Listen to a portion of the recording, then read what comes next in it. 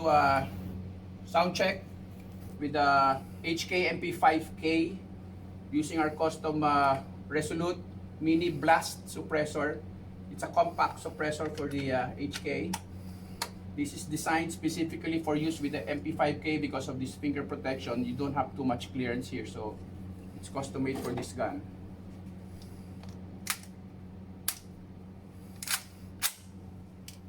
Gonna do semi-auto for now.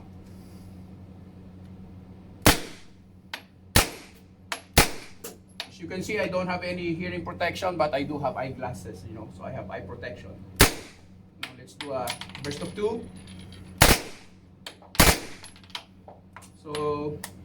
So far it's okay. My hearing is perfect. No problem with the ears. This is the Resolute mini blast suppressor for the HK platform.